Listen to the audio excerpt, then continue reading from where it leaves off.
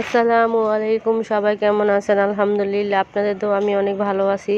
আজকে আমি বানাবো নারকেলের পাটিসাপটা। এই জন্য আমি নারকেল কুড়ায় নিয়েছি এবং গরম মশলা এলাচা দিয়ে দিয়ে দিলাম। এখন আমি নারকেলটাকে পাকাবো, হালুয়া বানাবো। নারকেলের হালুয়া, গরম মশলা এলাচি দিয়ে দিলাম। এখন আমি দিয়ে দিলাম গুড়।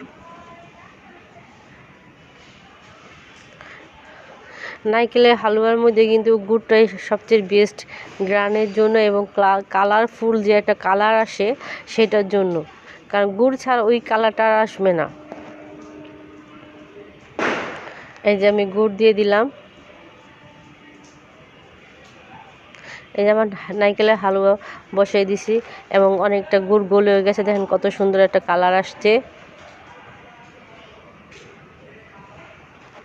এই যে আমার নারকেলের হালুয়া বানানো শেষ। আজকে আমি পাটিসাপটা বানাবো, যেহেতু নাই বলেছি, এই জন্য আমার চালের গুঁড়া লাগবে। আমি চালের গুঁড়াটা ভেজে নিয়েছি এবং গরম পানিতে সিদ্ধ করে নিচ্ছি ভাপ দিয়ে।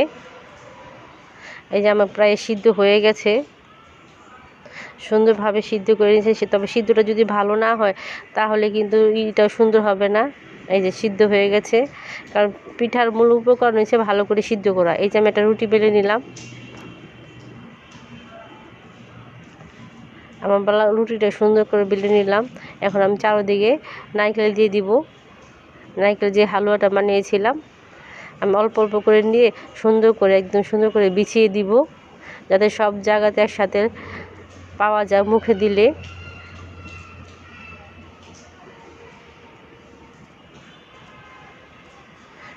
একটু সময়ের ব্যাপার এবং খাটনিরও ব্যাপার। এই যে সব দিকে একটু একটু করে নিব আর একটু একটু করে বিছিয়ে দিব। এই যে আমার পুরো বিছানো শেষ। এখন আমি এটা পাটিসাপটার মতো মুড়িয়ে নিব। এই যে আপনাদের বলেছিলাম না পাটিসাপটা কুলি, এই যে পাটিসাপটা কুলি। এই যে আমার কিন্তু মোটামুটি বানানো শেষ।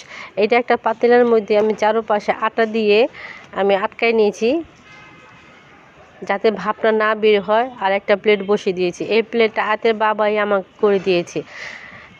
আমি ভাগা পিঠাও বানাইতে পারি, বা যে কোনো পিঠাই ভাপে যেটা হয় সেটা হচ্ছে ভাগা পিঠাও কিন্তু পাতিলা আমার কাছে আছে, কিন্তু এটাতে আমার সুবিধাই বেশি হয়, কারণ পাটিসাপটা পিঠা তো একটু লম্বা চৌড়া হলে আমার জন্য ভালো হয়। কারণ যাতে পুরো পাটিসাপটাটা আমি সিদ্ধ দিব। দুইটা গরম মশলা এলাচি ছেড়ে দিলাম ঘ্রাণ আসার জন্য। এই যে আমি কিন্তু আরেকটাও বানিয়ে ফেললাম, আর ওদিকে দিয়ে দিলাম গরম পানি সিদ্ধ হওয়ার জন্য।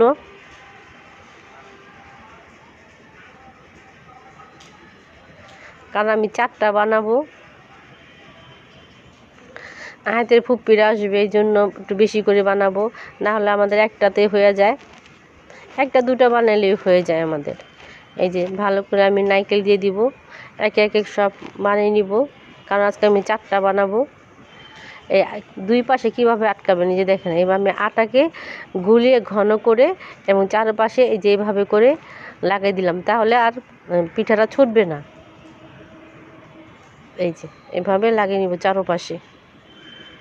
এই যে আমার লাগানো শেষ, একটা বানিয়ে রেখেছি এবং আরেকটা আপনাদের দেখা দিলাম। এই যে আঠাটা দিচ্ছেন, এভাবে লাগাবো।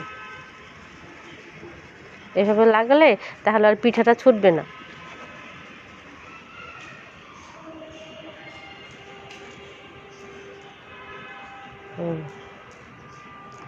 লাগিয়ে নিলাম। এখন আমি আবার সেই পাটিসাপটাটা আবার বানিয়ে নিব। এই যে আমি কিন্তু দুটো ভাপে দিয়ে আসছি চুলাতে, দুটো করে আমি ভাপ দিব। এই দেখেন কত সুন্দর করে বানিয়েছি, একটু ফেটেছে একটু ফাটেও নাই। এখন দুইটা পাশ আমি একটু চিপ দিয়ে দিব, যাতে যে আরও পুরো যে সাইডটা যে বন্ধ হয়ে যায়। এই যে এই পাশে আর ও পাশে একটু চাপদা দিব আমি। এই যে কারণ আঠা তো দেওয়াই আছে, শুধু আমি লাগিয়ে দিলাম।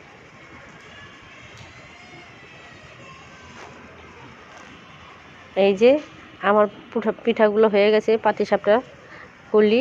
এখন আমি যে পিস পিস করে কেটে নিব, আর সাইডের একটু অংশ আমি ফেলে দিলাম।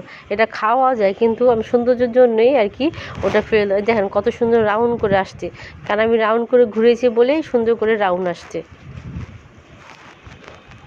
আসলে তাড়াহুড়া করে বানাইতেছি তো, না হলে আমি আর এটাকে আরও ডিটেলস দেখাইতে পারতাম। এই দেখেন কত সুন্দর হয়েছে, আর সবাই খেয়ে বললো খুব ভালো হয়েছে। দেখেন কত সুন্দর কালার পাটিসাপটা কুলি। এটা আমার ভিডিও দেখার জন্য অনেক অনেক ধন্যবাদ। আসসালামু আলাইকুম।